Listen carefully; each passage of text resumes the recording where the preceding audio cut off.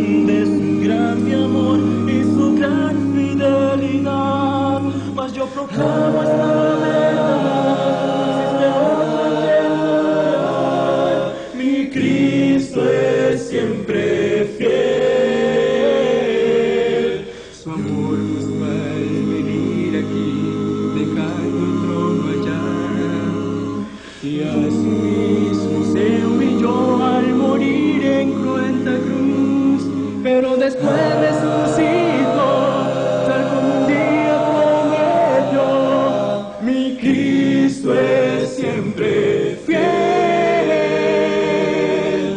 Cristo es siempre fiel. Cristo es siempre fiel. Descansa en él mi fe y estoy seguro, nunca fallará, porque Cristo es siempre fiel. A veces este mundo pide de la gente y voy sin rumbo, solo ya sin saber lo que hacer. Yo sé que él me prometió y a su pueblo como ayer, mi Cristo es siempre fiel. ¿Qué puedo yo hacer para mostrar que es una realidad y que el misterio de su amor cada día es nuevo en mí? Mis labios nunca hallarán ser el primero en confesar que Cristo es siempre fiel. Cristo es siempre fiel. Cristo es siempre fiel. Descansa en él mi fe y estoy seguro, nunca fallará, porque Cristo es siempre. Yo sé que Cristo es siempre fiel. Cristo es siempre fiel. Descansa en él mi fe y estoy seguro, nunca fallará, porque Cristo es siempre. Cristo es siempre. Cristo es siempre.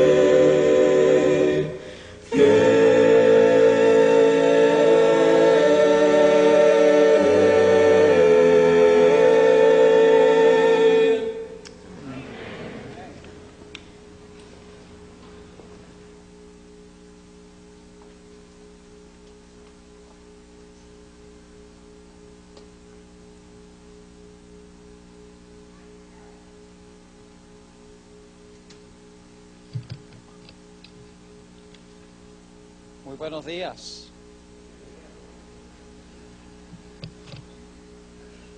La hija mía, Jennifer, tiene un corazón muy tierno. Para ilustrar este punto, quisiera mencionarles que cuando, por ejemplo, se meten las hormigas a la cocina, ella quiere que nosotros las recojamos una por una y las saquemos afuera sin matarlas. Hasta el punto es tan tierno el corazón de ella que no se atreve ni siquiera a matar a una cucaracha. Es una amante de la creación de Dios, tanto humana como animal. La razón por la cual traigo esto a colación antes de estudiar esta mañana es porque esta mañana, a medida que venía aquí al auditorio, me puse a pensar cómo es que se verá este mundo desde el cielo. Me imagino que debe verse más o menos como un hormiguero. Todos nosotros hormiguitas, levantándonos por la mañana, moviéndonos de aquí para allá. Pero saben que Dios es como mi hija. Cada uno de nosotros somos hormiguitas, pero preciosas a la vista de Dios. Y a veces yo digo, ¿cómo es que el cielo se preocupa por estas hormiguitas, si son tantas. Pero Dios se preocupa por cada uno de nosotros, como si no hubiera otra hormiga en todo el universo. Extraordinario. Si fuéramos santos y perfectos, tal vez comprenderíamos cómo es que Dios se preocupa y ama a estas hormigas, pero tomando en cuenta que todos somos pecadores, destituidos de la gloria de Dios, en realidad es incomprensible cómo Dios puede preocuparse por cada uno de nosotros. En verdad tenemos un Dios muy grande y muy misericordioso. Pero esta mañana queremos hablar del mensaje del segundo ángel. Queremos hablar en cuanto a la caída de Babilonia y el llamado que hace Dios para que salgamos de Babilonia. Pero antes de estudiar, queremos pedir la bendición de Dios, así que inclinemos nuestros rostros para orar. Padre Celestial, te damos gracias por habernos levantado este día con vida.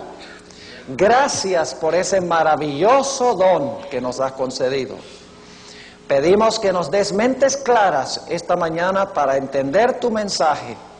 Y si hay alguien aquí que está en el valle de la decisión, que no ha decidido definitivamente unirse a Jesús y a su pueblo, te ruego, Señor, que tú impresiones su corazón para que lo pueda hacer esta mañana. Te lo pido en el nombre y por los méritos de nuestro Señor Jesús. Amén. Quiero invitarles a ir conmigo al libro de Apocalipsis, el capítulo 13, y vamos a leer solamente un versículo del capítulo 13 para poner el marco de lo que vamos a hablar en esta mañana. Apocalipsis, el capítulo 13 y el versículo 16, 13-16. Está hablando aquí de la crisis final y dice lo siguiente: y hacía significa que obliga, ¿verdad? Y hacía que a todos, a los pequeños y grandes, ricos y pobres, libres y siervos, se pusiese una marca en su mano derecha o en sus frentes. Esta es la marca de la apostasía que se dará a la mayoría del mundo en los últimos días. Se conoce como la marca de la bestia y se coloca en la mano derecha o en la frente. Ahora, el libro de Apocalipsis nos dice que hay otra marca contraria a esta marca. Y lo encontramos en el mismo contexto, en el capítulo 14 y el versículo 1. Solamente 3 versículos más abajo conseguimos el sello o la marca contraria a la marca de la bestia. Dice allí en el 14:1: y miré, y he aquí el Cordero que estaba sobre el monte de Sión, y con él 144,000 que tenían el nombre de su Padre escrito en sus frentes. Así que tenemos 2 marcas en la frente. Tenemos el sello de Dios en la frente, y lo contrario es la marca de la bestia en la mano derecha y también en la frente. Ahora, para ampliar este punto un poco más, necesitamos regresar al capítulo 7, nuestra lectura bíblica de esta mañana. El capítulo 7 y los versículos 1 al 3 amplían un poco más el sello de Dios que se coloca en la frente. Pero antes de leer el capítulo 7, 1 al 3, necesitamos leer el contexto que viene inmediatamente antes. Vamos a leer Apocalipsis 6 y empecemos en el versículo 14. Dice: y el cielo se apartó como un libro que es envuelto, y todo monte y las islas fueron movidas de sus lugares.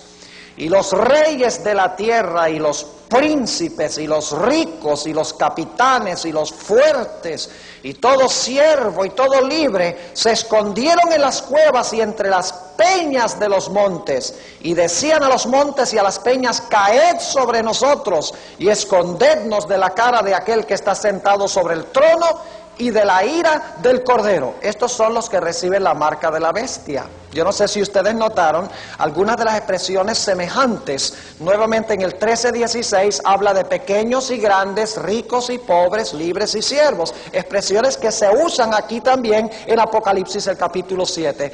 Es decir, esto está describiendo la segunda venida de Jesús en poder y gloria. Y dice que todos estos grupos que han recibido la marca de la bestia van a rogar que se les esconda de la presencia del Cordero, quien se encuentra sentado en el trono. Pero inmediatamente nos preguntamos, ¿será que todos recibieron la marca de la bestia? ¿Será que todos van a rogar que las peñas caigan sobre ellos? ¿Será que todos van a pedir que se les esconda de la ira del Cordero? La respuesta es que no. Noten el capítulo 6 termina con una pregunta.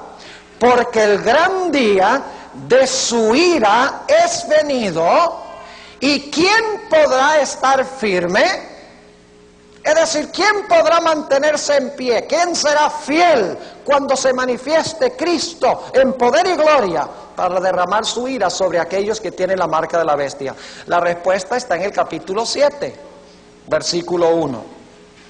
Después de estas cosas vi 4 ángeles que estaban sobre los 4 ángulos de la tierra, deteniendo los 4 vientos de la tierra para que no soplase viento sobre la tierra, ni sobre la mar, ni sobre ningún árbol. Y vi otro ángel que subía del nacimiento del sol, teniendo el sello del Dios vivo, y clamó con gran voz a los 4 ángeles, a los cuales era dado hacer daño a la tierra y a la mar, diciendo: no hagáis daño a la tierra, ni al mar, ni a los árboles, hasta que señalemos o sellemos a los siervos de nuestro Dios en sus frentes. ¿Cuántos grupos tenemos en Apocalipsis 6 y 7? 2. Los que ruegan que le caigan las rocas, los que ruegan que se les esconda de la ira del Cordero. Y en el capítulo 7 habla de los que son fieles, de los que tienen el sello de Dios en sus frentes. Ahora, ¿qué es este sello de Dios? Para entender toda esta escena de Apocalipsis 7, es necesario que nosotros regresemos al lugar de donde viene toda esta escena. Esta escena viene del Antiguo Testamento, así que es necesario que comprendamos el marco del Antiguo Testamento para luego poder entender el marco en el libro de Apocalipsis. Volvamos al libro de Ezequiel. Vayan conmigo al libro de Ezequiel y vamos a notar algunos detalles muy interesantes que tenemos en este libro, particularmente los primeros 23 capítulos. Lo que quiero decir en primer lugar en cuanto a Ezequiel 1 al 23 es que esto está describiendo una apostasía existente en medio del pueblo de Dios. No está hablando de los filisteos, no está hablando de los babilonios, no está hablando de los asirios, no está hablando de los egipcios, no está hablando de naciones circundantes a Israel. Esta apostasía que se describe se está realizando entre el pueblo de Dios, los que profesan servir a Dios. Eso es un dato muy importante. Ahora, lo interesante es que esta apostasía entre el pueblo de Dios, los que profesan servir a Dios, no los mundanos, no los paganos, no los gentiles, sino los que profesan servir a Dios, es tan grande la apostasía que Dios usa un término terrible para describir a su pueblo, los que profesan servirle. En Ezequiel el capítulo 16, si van conmigo un momento allí, Ezequiel 16, noten cómo Dios se dirige a su pueblo profeso.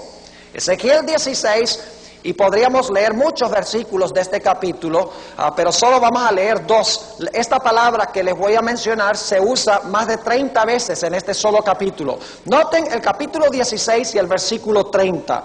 Dice: cuán inconstante es tu corazón, dice el Señor Jehová. Habiendo hecho todas estas cosas, obras de una poderosa ramera. Esa es la palabra. Más de 30 veces en Ezequiel 16, Dios se dirige a los que profesan servirle con la palabra ramera. Vez tras vez en este capítulo también se le acusa de ser fornicaria a esta ramera que profesa servir a Dios. No son los mundanos, no son los ateos, no son los que no profesan servir a Dios, son los que profesan ser el pueblo de Dios. Noten otra vez el versículo 35, dice: por tanto, ramera, oye palabra de Jehová. Vez tras vez se usa también la palabra fornicación. Vamos a dar un ejemplo, versículo 26. Y fornicaste con los hijos de Egipto, tus vecinos de grandes carnes, y aumentaste tus fornicaciones para aumentarme. Así que se le describe como una mujer adúltera, como una mujer ramera que comete fornicaciones. Ahora, lo interesante es notar cómo está vestida esta ramera. Vayan conmigo a Ezequiel, el capítulo 23 y el versículo 40. Ezequiel 23 y el versículo 40. Esta ramera, que es el pueblo profeso de Dios, los que profesan servir a Dios, está vestida de una forma muy peculiar. Dice allí en el versículo 40, y cuánto más que enviaron por hombres que vienen de lejos, a los cuales había sido enviado mensajero. Y he aquí vinieron, y por amor de ellos te lavaste, y alcoholaste tus ojos, y te ataviaste con adornos. En otras partes del libro de Ezequiel dice que se adornó con oro y con plata y con piedras preciosas esta ramera para impresionar a las naciones. Ahora, es interesante notar por qué razón específicamente Dios se refirió a su pueblo profeso, Israel, como una ramera que estaba fornicando. En Ezequiel el capítulo 8 tenemos nosotros lo que se conoce como el capítulo de las abominaciones. Si ustedes quieren saber por qué Dios se refiere a su pueblo como una ramera, tienen que leer Ezequiel 8. Yo les voy a resumir qué contiene ese capítulo. Dios le muestra a Ezequiel una abominación que se está cometiendo entre el pueblo de Dios. Y entonces Ezequiel piensa, dice, qué cosa tan terrible. Dios dice, tú no has visto nada todavía, te voy a mostrar una abominación peor que esa todavía. Y luego Dios le muestra una abominación peor. Y Ezequiel dice, ciertamente no puede haber algo peor que esto. Dios le dice, tú no has visto nada todavía, te voy a mostrar una abominación peor que esta todavía. Y Dios entonces le muestra otra abominación que se está realizando entre el pueblo de Dios. Y Ezequiel dice, esto sí tiene que ser la cumbre, tiene que ser lo peor. Dios dice, no, tú no has visto nada todavía, te voy a mostrar una abominación peor que esta todavía. Y saben ustedes, hay una abominación que culmina la lista, que llena la copa, una abominación que es la más terrible, es la última que se menciona en la lista, es el clímax. Noten cuál es esa abominación. Ezequiel el capítulo 8 y el versículo 16. Ezequiel 8 y el versículo 16. Y metióme en el atrio de adentro de la casa de Jehová. ¿Dónde está pasando esto? En la casa de Jehová. Y he aquí junto a la entrada del templo de Jehová, entre la entrada y el altar, como 25 varones, sus espaldas vueltas al templo de Jehová y sus rostros al oriente, y encorvábanse al nacimiento del sol. ¿Cuál es la abominación que culmina la lista? Estaban los apóstatas que profesaban ser el pueblo de Dios, adorando al Dios Sol en el mismo templo de Jehová. Abominación de abominaciones, la adoración al Dios Sol. Como resultado de esto, Dios le dijo a Israel que iba a venir el fin sobre los 4 ángulos de la tierra. Noten Ezequiel 7 y no olviden todos estos detalles, porque en unos momentos vamos a volver a ellos en el libro de Apocalipsis. Ezequiel el capítulo 7, 1 y 2, ahora Dios va a decir, por estas abominaciones el fin viene, de los 4 ángulos de la tierra. Dice allí en el capítulo 7 y el versículo 1, y fue a mí palabra de Jehová diciendo, y tú, hijo del hombre, así ha dicho el Señor Jehová a la tierra de Israel, el fin viene sobre los 4 cantones de la tierra. Acabamos de leer hace unos momentos algo sobre los 4 ángulos de la tierra. y 4 ángeles reteniendo los 4 vientos en los 4 ángulos de la tierra. Dios dice, viene el fin sobre los 4 ángulos de la tierra. Es decir, Dios está diciendo, como resultado de sus abominaciones, por ser una ramera, por fornicar con los reyes de la tierra, por adornarte de esta forma con oro y plata y piedras preciosas, yo voy a derramar sobre ti mi ira de los 4 ángulos de la tierra. Lo interesante es que Dios también le dijo a Israel que Él iba a hacer que ella bebiera la copa de la ira de Dios. Note lo que dice el capítulo 23 y el versículo 33 y 34. Ezequiel 23 y el versículo 33 y 34. Dice, serás llena de embriaguez y de dolor por el cáliz de soledad y de asolamiento, por el cáliz de tu hermana Samaria. Y luego en el versículo 32, el versículo en realidad el 31 dice, en el camino de tu hermana anduviste, yo pues pondré su cáliz en tu mano, así ha dicho el Señor Jehová, beberás el hondo y ancho cáliz de tu hermana, de ti se mofarán las gentes y te escarnecerán de grande cabida es. En otras palabras, tú vas a beber el cáliz de la ira de Dios que bebió Samaria cuando fue castigada por causa de su pecado. Ahora es interesante que en la ciudad de Jerusalén, a donde se estaba cometiendo esta abominación de adorar al Dios Sol, no todos eran apóstatas. Ahora vamos a ir a un punto que es de crucial importancia. El capítulo 8 de Ezequiel termina con el clímax de las abominaciones, y ese clímax es que los apóstatas están adorando al Dios Sol. El siguiente capítulo va a hablar de una separación que hace Dios entre los apóstatas y otro grupo que es fiel a Dios. Noten lo que dice el capítulo 9 y el versículo 1.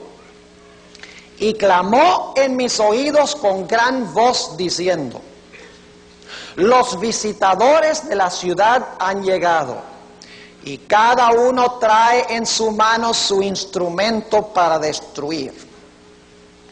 Y he aquí que 6 varones venían del camino de la puerta de arriba, que está vuelta al Aquilón, y cada uno traía en su mano su instrumento para destruir. Y entre ellos, ahora noten, entre los que vienen a destruir con sus instrumentos, con sus armas para destruir, dice que hay un varón vestido ¿de qué? De lienzos, el cual traía a su cintura una escribanía de escribano, y entrados paráronse junto al altar de bronce.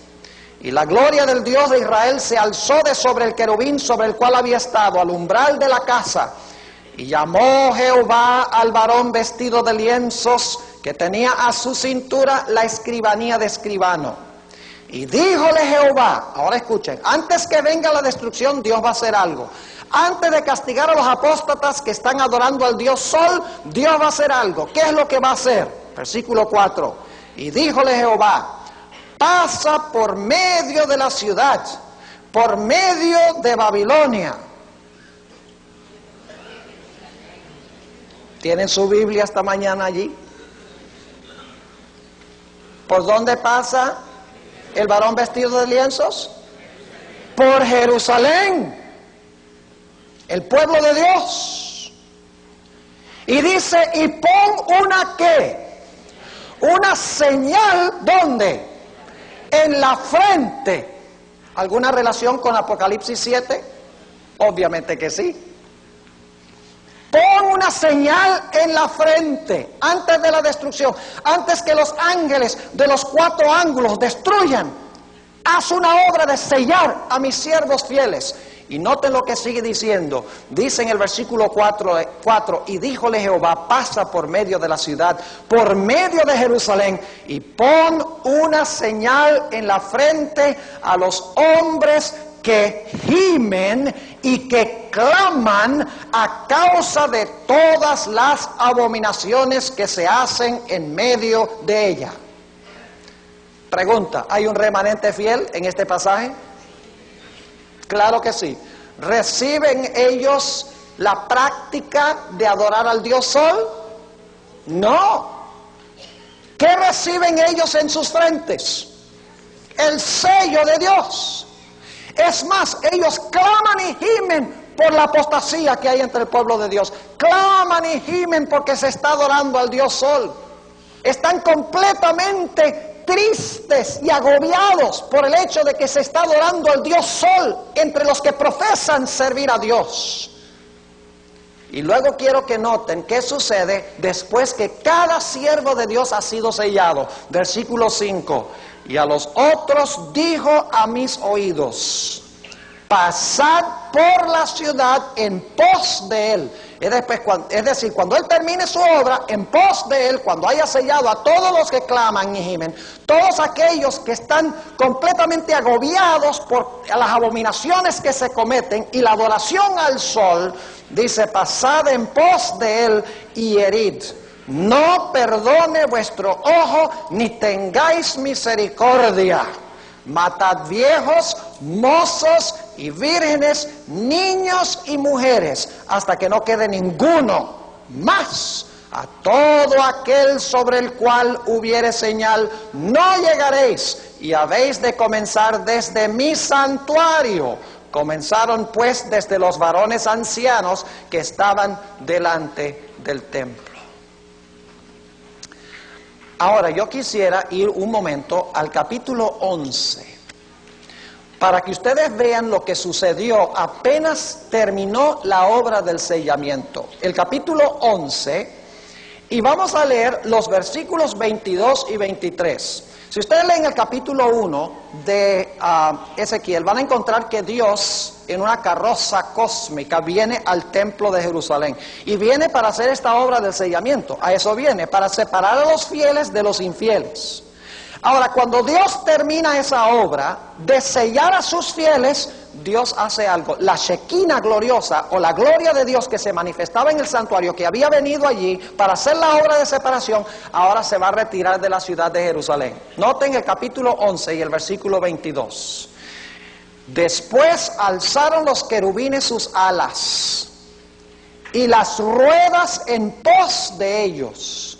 Y la gloria del Dios de Israel estaba sobre ellos encima. Y la gloria de Jehová se fue de en medio de la ciudad y paró sobre el monte que está al oriente de la ciudad. ¿Cuál monte queda al oriente de la ciudad de Jerusalén? El monte de los olivos. Ahora, esta mañana no tenemos tiempo de mostrar otra aplicación de esta historia, que es cuando el Señor Jesucristo vino al templo de Jerusalén para hablar con la nación judía antes de que muriera, inmediatamente antes de que muriera. Viene y les hace un llamado. Ellos rechazan el llamado. Por lo tanto, Jesús sale del templo y dice: vuestra casa os es dejada desierta. Y luego dice que Jesús va y se posa sobre el monte de los olivos para hablar de la destrucción de Jerusalén. Hay un paralelo muy extraordinario entre lo que pasó en los días de Cristo también.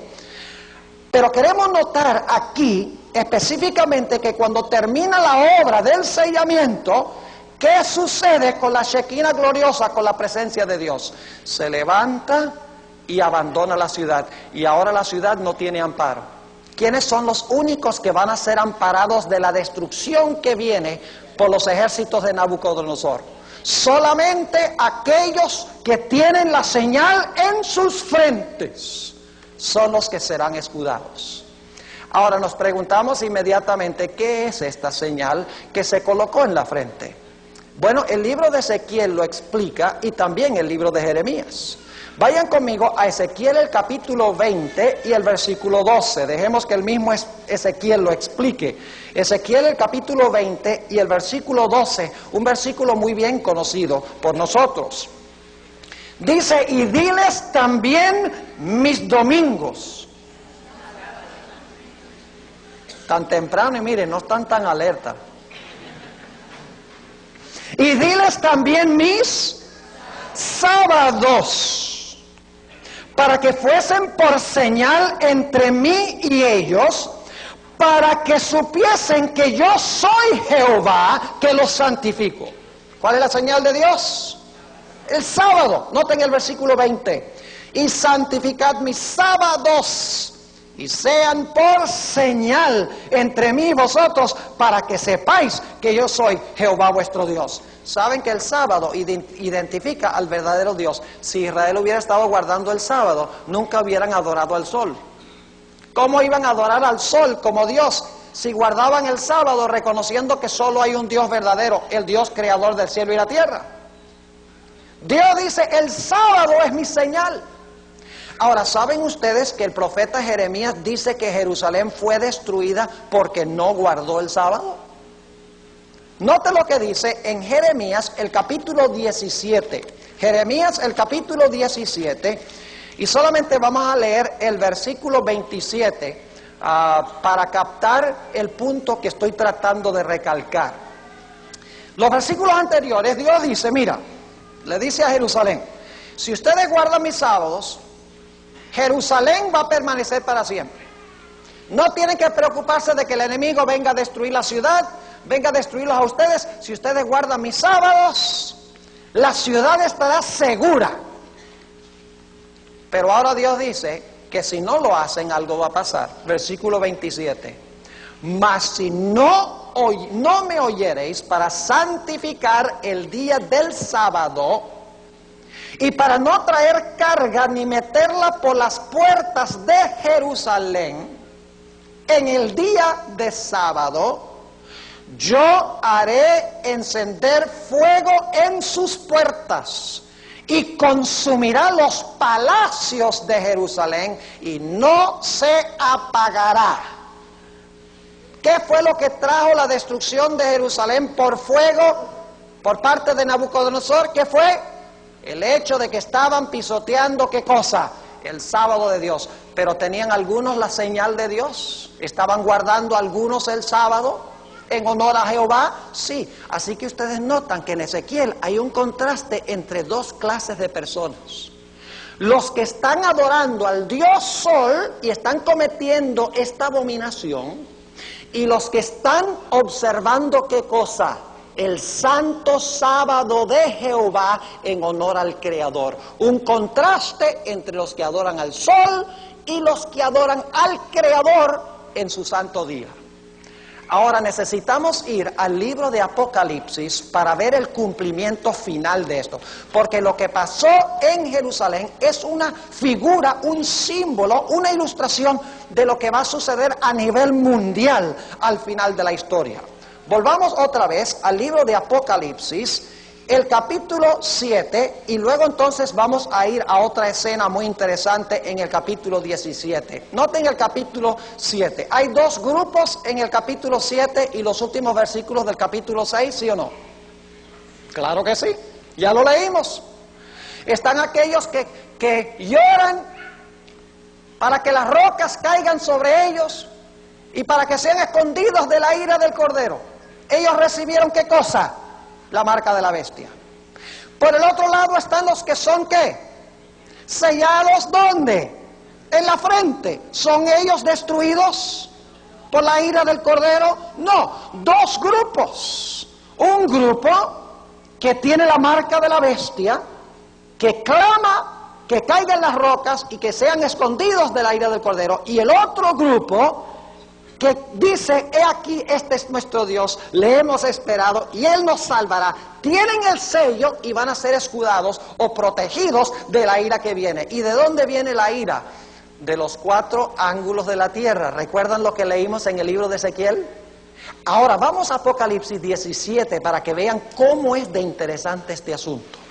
Apocalipsis, el capítulo 17, y vamos a empezar en el versículo 1. Y vi uno de los 7 ángeles que tenían las 7 copas. ¿Ustedes recuerdan que el pueblo de Israel tuvo que beber la copa? El cáliz de la ira de Dios completo. Pues aquí ya habla de la copa que va a beber Babilonia en los últimos días. Y vino uno de los 7 ángeles que tenían las 7 copas y habló conmigo diciéndome, ven acá y te mostraré la condenación de la que... de la grande ramera. ¿Dónde vimos eso? Ramera, en Ezequiel. Pues esta ramera aquí tienen que ser los comunistas. ¿Qué les parece? Los ateos, los musulmanes, los hindúes, los budistas. ¿Qué representa esta ramera? El trasfondo es ¿cuál libro? Ezequiel. ¿Qué representaba la ramera en Ezequiel? Los que profesaban servir a Dios. Quiere decir entonces que esta ramera de Apocalipsis representaría ¿qué cosa? El pueblo cristiano que profesa servir a Dios. Y ustedes dicen, ¿cómo es posible eso, pastor? Tiene que ser, porque en la Biblia una mujer representa a la iglesia.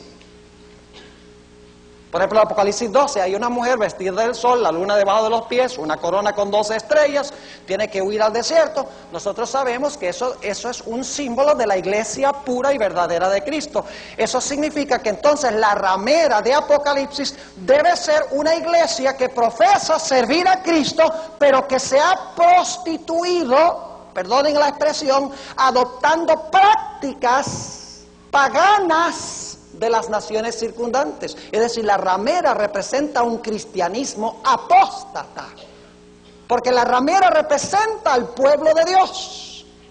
Ahora noten lo que dice el versículo 1 nuevamente. Y uno de los 7 ángeles que tenían las 7 copas vino y habló conmigo diciéndome, ven acá y te mostraré la condenación de la grande ramera, la cual está sentada sobre muchas aguas. Las muchas aguas son las muchedumbres, naciones, gentes, lenguas y pueblos. Es decir, controla a los pueblos del mundo. Este es un sistema religioso mundial, porque controla a todas las naciones, tribus, lenguas y pueblos.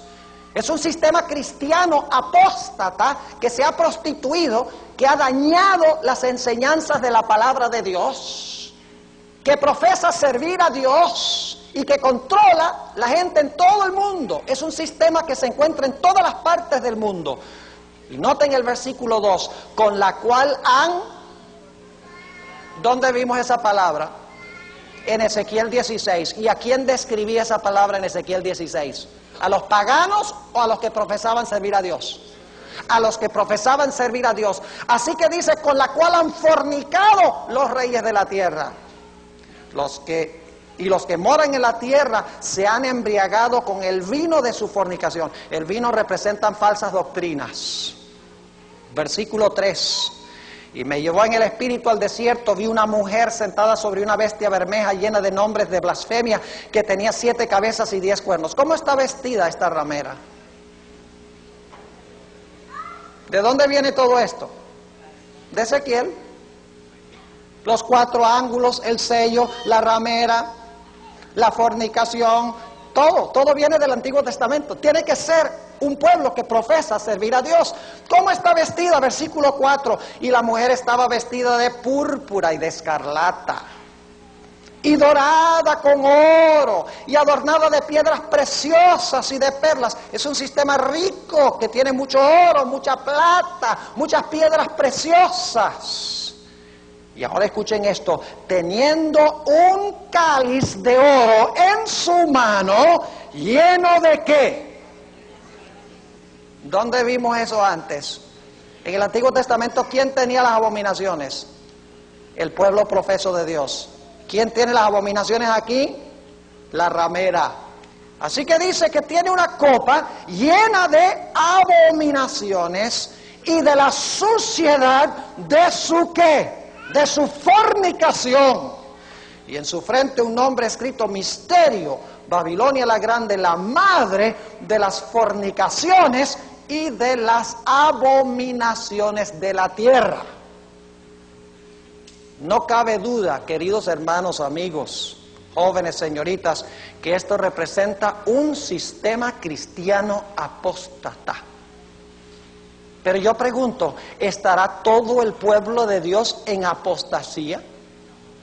¿O habrá un pueblo remanente que clama y gime por las abominaciones que se están cometiendo entre los que profesan ser cristianos?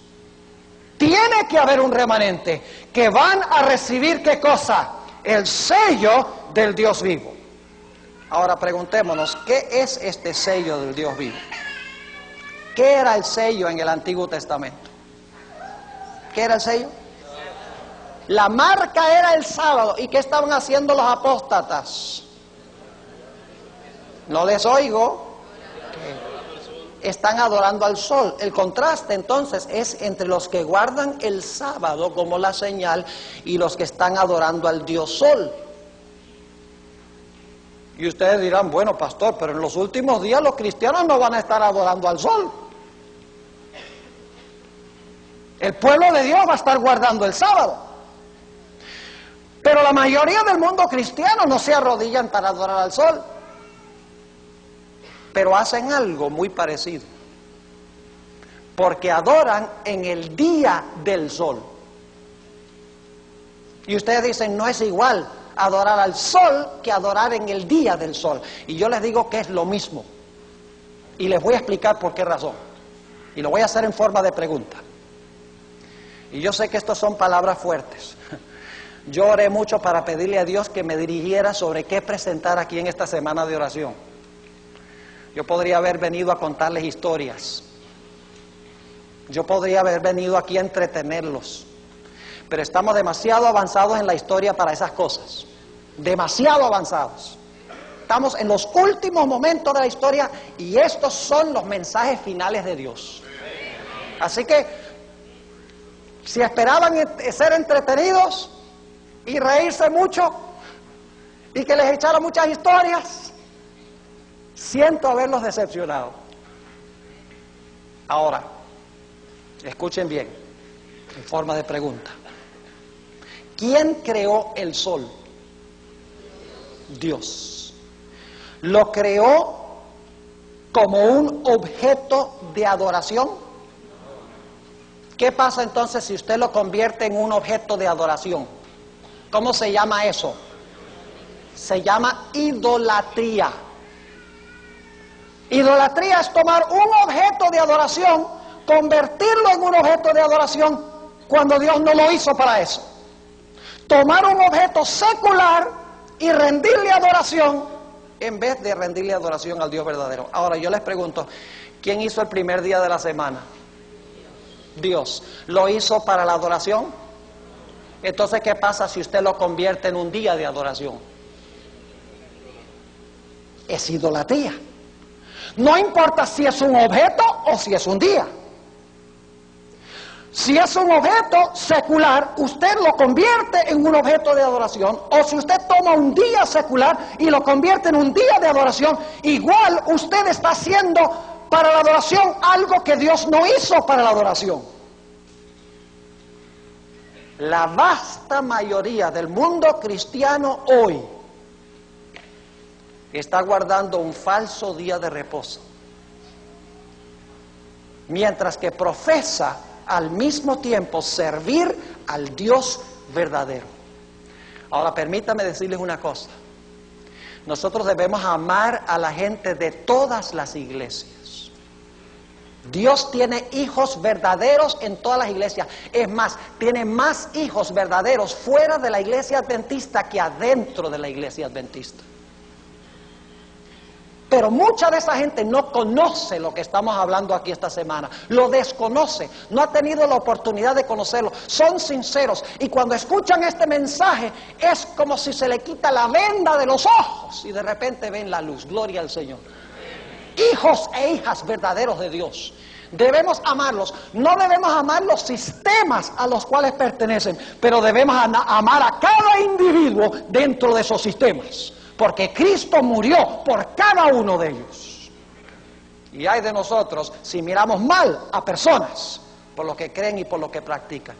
Pero al mismo tiempo, Dios nos ha llamado a nosotros para clamar y gemir por las abominaciones que se están cometiendo en el mundo cristiano. Y la mayor de esas abominaciones es la adoración al Dios Sol. Y déjenme decirles que este sistema que se presenta aquí, representado por la ramera, es un sistema, una iglesia mundial que no solamente ha asimilado el día del sol como el día de reposo del paganismo, sino que ha adoptado una serie de otras prácticas también del paganismo, y las ha incorporado dentro de la iglesia cristiana. Ahora yo no voy a decir cuál iglesia es esa, porque mi propósito no es pisotear a ninguna iglesia. Pero yo creo que ustedes se imaginan de qué iglesia estoy hablando, de qué sistema. Y otras iglesias han seguido el ejemplo en muchas prácticas. Por ejemplo, en el asunto de adorar